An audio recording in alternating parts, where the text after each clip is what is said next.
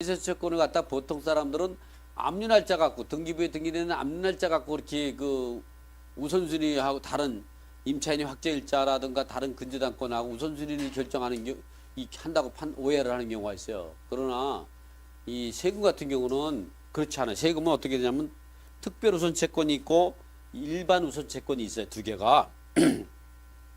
이 채권은 이제 국세하고 지방세가 있는데 다 동순위가 원칙이지만 이 중에 특별우선 채권이 있었어요. 특별우선 채권이 뭐냐? 채권은 1순위가 필요비, 유익비, 사안청권. 항상 이거는 알아야 돼요. 필요비, 유익비. 필요비, 유익비라는 거는 뭐냐면 임차인이 그 주택을 수선한 거죠. 대단한 건 아니지만 어쨌든 보일러가 터졌다면 보일러 배관을 뭐 수선했다는 거. 임대인 같은 경우가 책임을 안 져주죠. 왜냐면 경매 임박했는데 누가 그걸 하겠어. 도망가 버리죠. 그래서 보일러를 갖다 또 교체할 수도 있죠. 이런 것들이 필요비죠. 그 다음에 2순위는 뭐냐? 여러분이 좋아하는 최우선 변제금.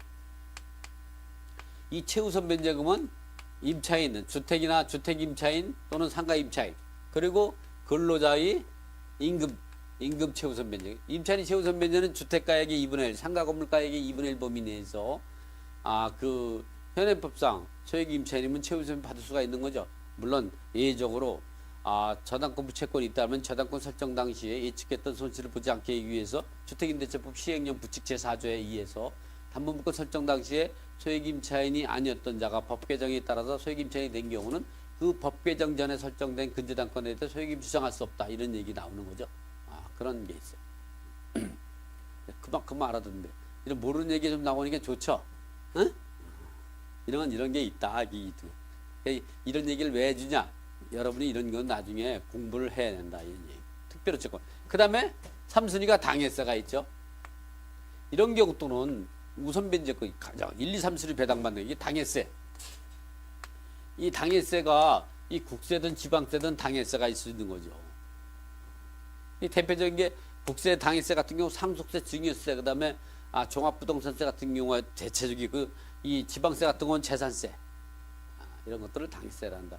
이게 세금이 있으면 요게 세금이 있다 그러면 이게 당해세인지, 당해세 같은 경우는 법정이 사건하고 이 법정기라고 상관없이 압류하고 상관없이 3순위 배당받아요.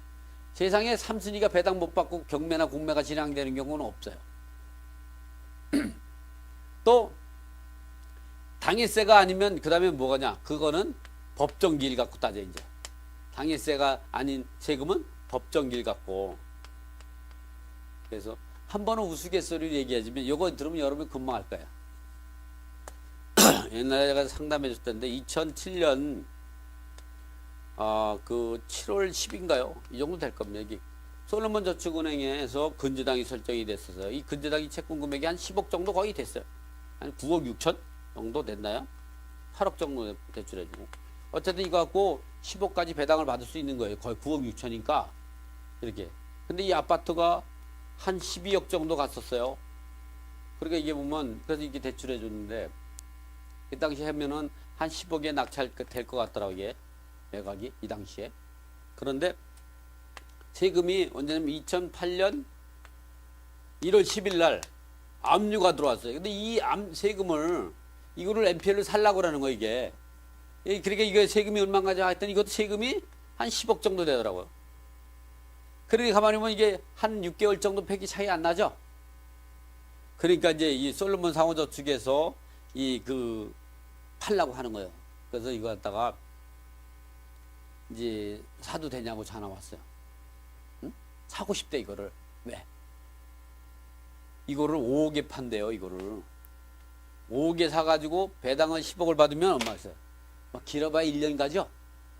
그러면 1년 만에 5억 투자해가지고 5억을 버니까 이제 어떻게 돼? 사람이 어떻게 제정신이 아니죠? 내가 딱 뭐라 하는지 알아요? 두 가지를 생각해 봤냐? 하나는 이 사람이 왜 팔겠냐? 은행이 더 많지 개인이 더 많아요? 왜 팔겠어요? 또 하나는 세금이 압류는 압류된 날짜부터 최소한 1년 전이 법정일이 발생할 경우가 상당수 실제 그래요. 압류에 따르면 세금을 꼭 확인해야 돼요. 세금이 그게 뭐 한 1,000만 원일 수도 있고 100만 원일 수도 있지만 그게 10억이 될 수도 있죠. 이것처럼. 그래서 이거를 보니까 10억인데 당연히 법정일이 빠르죠. 그 한마디 딱 했더니 뭐는지 알아요? 알겠습니다. 똑바로. 그 지가 할 얘기 다 물어봤으면 그냥 그 다음에 감사합니다. 이게 나와야 되잖아 이게. 하여튼 사람들 정말로 그 예의가 없어. 아니 나중을 생각해야죠. 그럴 때 또 이름 바꿔가지고 질문할 건가? 목소리 또 이 바꿔가지고? 그래요. 지 물어보고 해가지고 알겠습니다. 또 끊어버려. 아유. 이렇게 법정일이 그런 거예요. 그러니까 이런 세금이 나왔을 때는 당했을 때도 법정일이 있다면 이 법정일이 빨라요. 법정일은 압류 안 하고도 법정일이 빠르면 먼저 우선 면제권이 있는 거예요. 좀 지금 해야 될 6번째 사례가 그런 거죠. 그 사례를 한번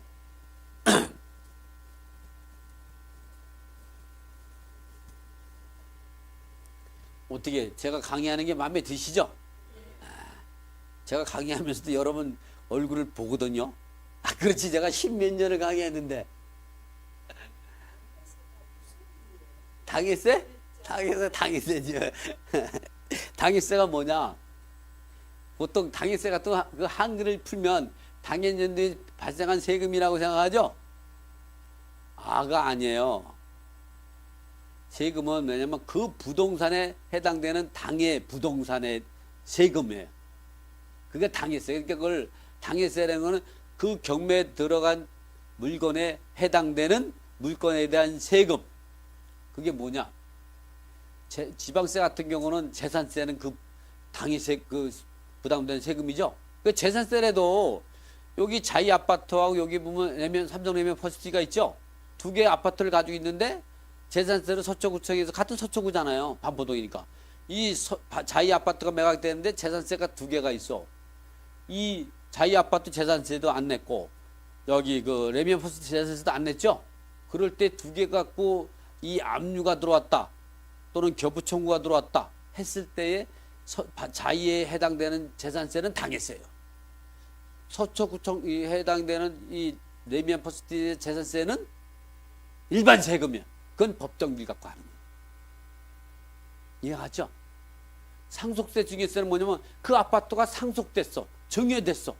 그럴 때의 상속세 증여세는 당했어야 돼. 그 부동 집적세금이죠.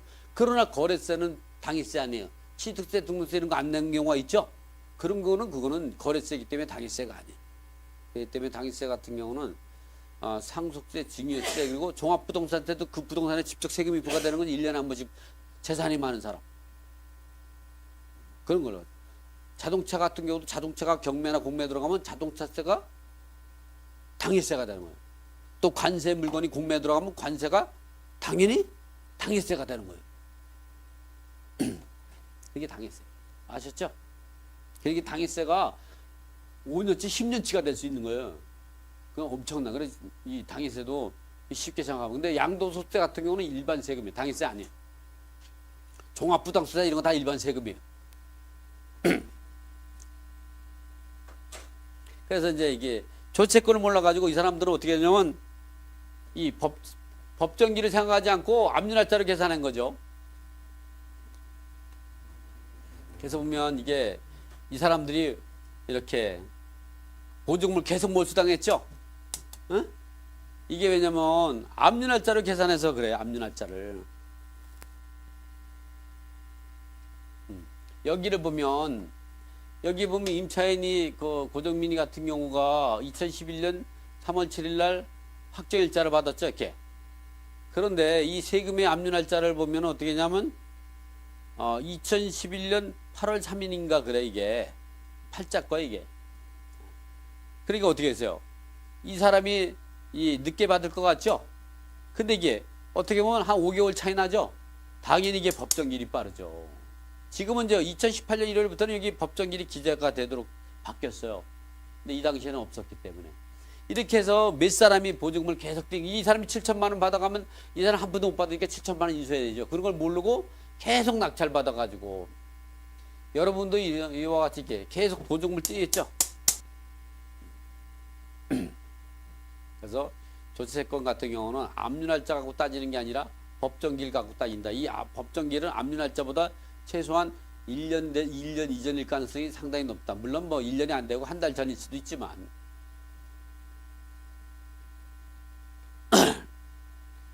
자, 이번에 같은 경우는 이제 소액 임차인을 잘못 판단해가지고 낙찰자가 보증금을 인수할 뻔한 탈에서 이거 탈출시켰어요. 제가 상가 입찰. 이게 입찰 들어가기 전에 먼저 와서 상담하고 상담료 내고 그러면 내가 이제 좀 해줄 수 있는데 상담료가 아까운 거죠. 그래서 이게 낙찰을 받았더라고. 이거를 2억, 이제 분당에 있는 오피스텔인데 2억 4,500만 원 정도 되는데 이거를 2억 900이니까 등기하고 그러면 한 2억 1,500 되고 되잖아요. 4.6%니까. 취득세 등록세 4.6%잖아요.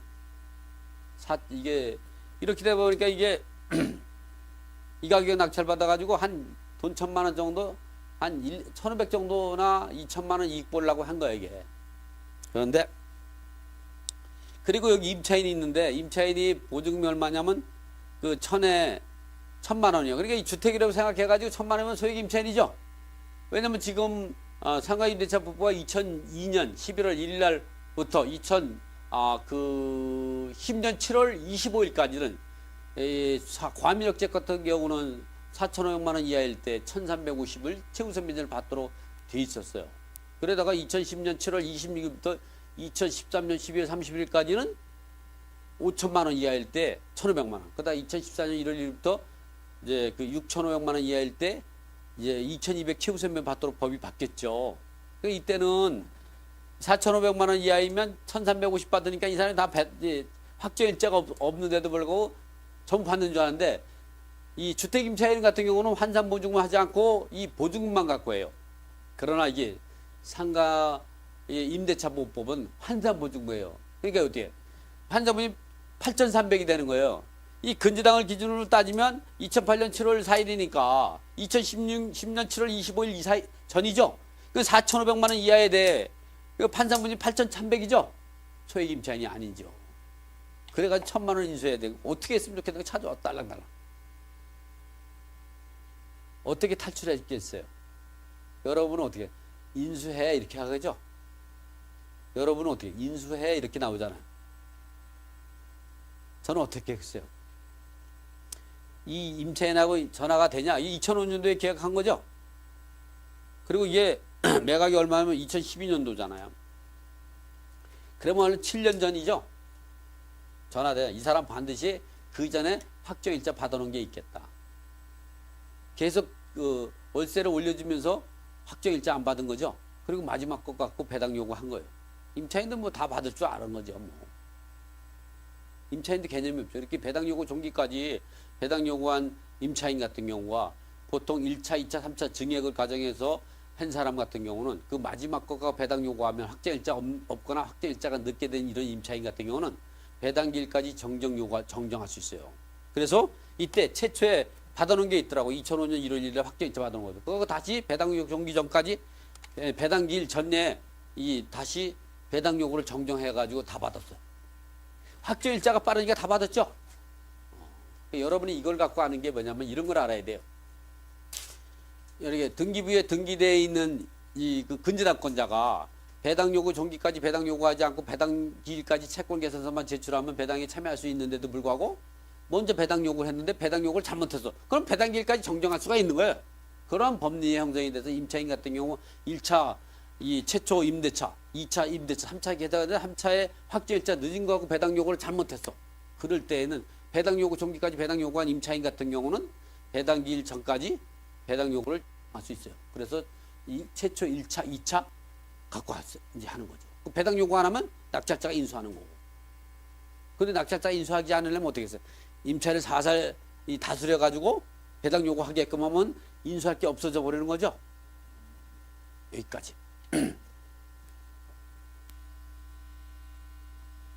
이렇게 임차인이 배당 요구를 잘못했다면 매수인과 임차인이 알고 있어야 되는 거. 첫 번째 배당 요구 종기까지 배당 요구한 임차인이 배당 요구를 잘못했다면 배당 기일 전까지 정정해서 배당 요구를 할 수 있는 권리가 있다.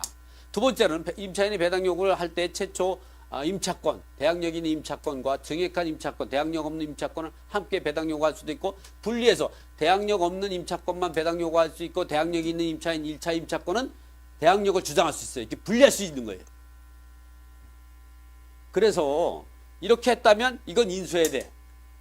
그렇지만 정액한 거는 이 소멸되는 거죠. 이렇게. 요거 같은 경우는 배당 요구를 했는데 잘못 배당한 건 정정할 수 있어. 근데 아예 배당 요구할 때 나는 1차 계약은 대항력을 주장하고 2차 대항력 없는 중액한 임대차는 배당 요구합니다. 이렇게 분리해서 권리신고 배당 요구할 수 있어요. 그건 적법한 거예요. 그렇게 하면 1차 이 최초 임대차는 대항력으로 해서 임대차 계약은 사는 거예요. 대신에 이제 그 말소된 정액한 임차 보증금은 다시 새로운 낙찰자에게 지급해야 될 의무가 있겠죠. 그렇게 시켜서 하는 거예요. 이해가 잘 따라오는 거죠? 지금 잘 따라오시죠? 네? 잘 못 따라오는 것 같은데? 세 번째, 전입신고 또는 사업자 등록이 2년 전에 빠른 확정일자가 있고 빠른데 확정일자가 2년 뒤로 돼 있다면 이런 경우는 이때 최초 임대차 때 확정일자 받아놓은 경우가 대부분이에요. 그리고 확정일자가 2년 뒤면 이게 증액한 거거든요. 이럴 때 이런 걸 낙찰받을 때는 내가 좀 수익률을 상당히 저감으로 해가 잡아가지고 낙찰 받고 나가지고 임차인을 만나가지고 1차 확정일자가 있다면 그거 갖고 배당 요구하게끔 하면 내가 낙찰자가 부당이득을 볼 수가 있죠. 그렇지 않겠어요? 이건 좀 다툼이 생기겠지만 금액이 크지 않으면 그냥 넘어가는 거예요.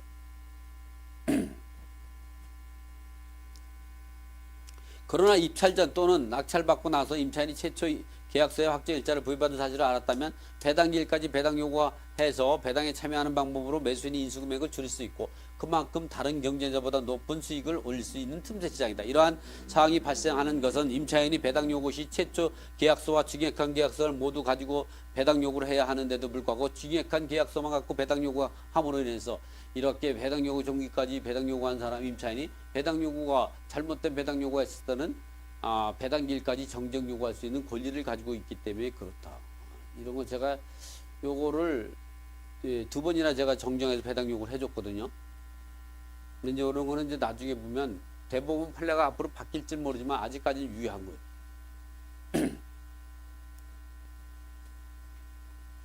이 선순위 보증금 1억 원을 낙찰자가 인수하게 돼 실패한 사례. 이거는 이게 다 실제 사례예요. 요거는 내가 가르친 제자가 이 사업을 하다 보니까 은희 아내에게 이 세금이 때문에 공매당한 거예요. 어쩔 수 없이 그냥 청산한 자체에서 한 건데 여기 오피스텔에 전세보증금 1억이 있었어요. 근데 그 낙찰받은 사람이 그 1억을 배당 요구했는 줄 알고 착각하고 낙찰받은 거예요. 그러니까 1억을 그래서 이게 보시면 이거 보고 나 참 이 낙찰자 막 울라고 하고 막 울고 막 어떻게 했으면 좋겠냐고 그래가지고 대림역에 있는 요거거든요. 보시면 알겠지만 1억 2천이요. 이게 한 1억 4천 정도 되나 보더라고요. 그 사람이 얼마 낙찰 받았냐면 이거를 이게 보면 이 임차인이 있었어요. 근데 이 사람이 배당 요구 안 했어요. 여기 보면 여기에 있는데 여기 기록됐으니까 배당 요구를 한 거로 착각한 거야.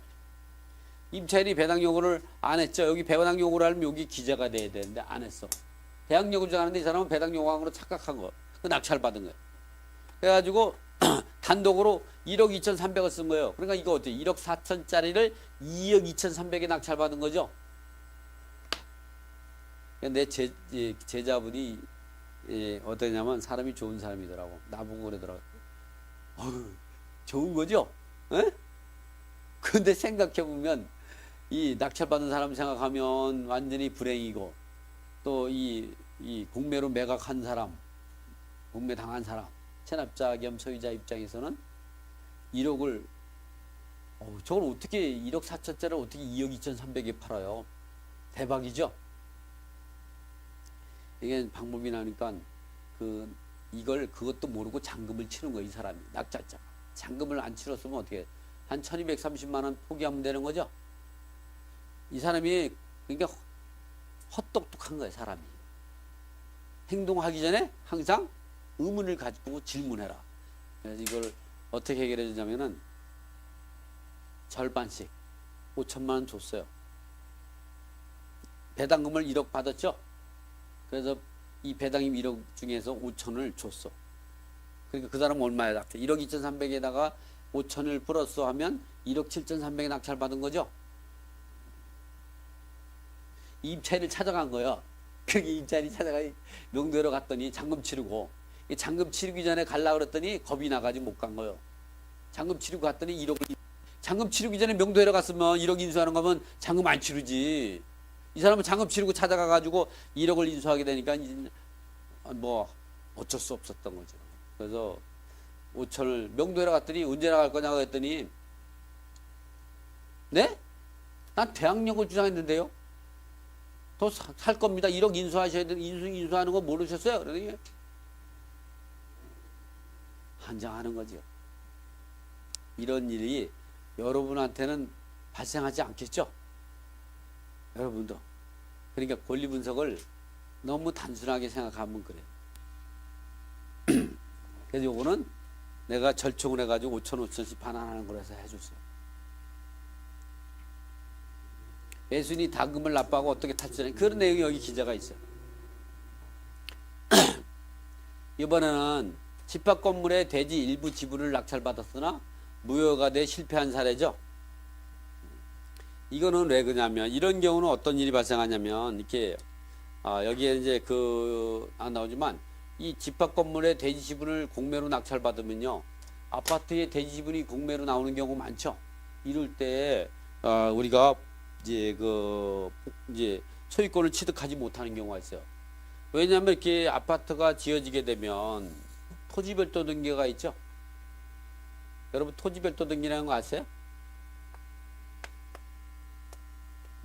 등기가 유효한 경우가 있고 무효인 경우가 생긴단 말이에요. 아파트가 이제 나대지 상태에서, 이게 여기는 요 상태는 나대지야. 나대지는 빈 땅을 말하는 거예요. 빈 땅 상태에서 설정된 근저당이 있을 수도 있고, 이번에는 건물이 막 지어질 때 이제 근저당이 설정될 수도 있고, 1층 올라가고 할 때 근저당 설정됐어. 어차피 이런 토지별도등에 있다가 나중에는 그 건축 허가 시점에서 10층짜리 아파트를 짓는다. 그래서 10층의 아파트가 다 올라간 거 이렇게. 그래가지고 각 라인별로 이렇게 그 주벽이 다 만들어지고 이렇게 했을 때는 10층이 완성이 되면 이게 집합 건물이 원시시득이 되는 거예요. 그리고 이걸 갖다가 구분 소유권 성립 시점, 요걸 대지 사용권 성립 시점이 똑같은 말이에요. 이렇게 이 이전에 이 설정된 토지별도 등기는 유효하게 건물과 분리처분이 가능한 거예요. 단지 중요한 건 이렇게 나대지 상태에서 할 때는 법정상 성립 안 되죠. 건물이 지어지면 법정, 그 차이만 있지만 분리처분 금지에 전혀 상관이 없는 거죠. 그러나 보통은 이렇게 이후에 압류가 들어온 경우가 있어요. 토지에만. 그리고 공매가 들어오면 이건 무효가 되는 거예요. 그러니까 이러한 좀 전에 얘기한 것도 이 이후에, 그래서 이렇게 토지에만 압류가 돼서 대지 지분이 경매가 들어갔다. 그러면 그 압류 당시에 이 집합 건물이 구분 소유권이 성립되느냐. 구분 소유권이 성립되면 뭐냐면 이게 라인별로 101호, 102호, 103호, 104호라고 하면 이 라인별로 주벽이 만들어져야 돼. 그 지붕만 있으면 돼. 그치만 문 열고 들어가면 아무것도 없어. 이 강단밖에 없어요. 완성되고 나서도 이렇게 집합 건물이 원시득이 되고 나서 한 6개월, 1년 돼야 실내 장식이 들어가는 거죠. 방도 만들어지고 화장실을 만고 도배장판 만들어져요. 그러니까 이 상태 되면 이 횡안이 그냥 이 각 1호 라인, 2호 라인부터 이 벽만 있는 거예요. 현관문도 없어. 창문도 없고 아무것도 없는, 방도 없고. 이 이후에 만들어. 그러니까 이 압류가 들어왔을 때 이 압류가 이 집합 건물이 구분 소유권이 성립되고 나서 성립됐다면 이게 무효가 되는 거예요. 그런데 이렇게 해서 종종 공매가 진행이 돼요. 그럴 때에는 이 압류 당시를 잘 봐서 집합 건물이 지어졌냐 안 지어졌냐를 꼭 보고 이 판단해야 된다. 그렇지 않으면 지금과 같이 무효가 된다. 이런 사례를 우리가 아파트 부지 일부 지분이 경매가 나온다든가 공매가 나왔을 때는 이렇게 이 토지별도 등기가 이 이전에 설정이 된지 이 이후에 설정된지가 굉장히 중요하다. 이후에 설정되면 적법한 거고 그리고 이 나대지 상태 설정됐다. 이거는 건물 철거권을 갖는 거예요. 이 건물이 지어지기 시작했다. 이는 법정이상권 성립. 그렇지만 건물 철거권을 갖느냐, 법정이상권 성립되느냐에 따라 상관없이 소유권을 취득한 적반하다는 거예요. 이유는 거래가 금지되어 있는 거다. 이렇게 이해하시면 되고.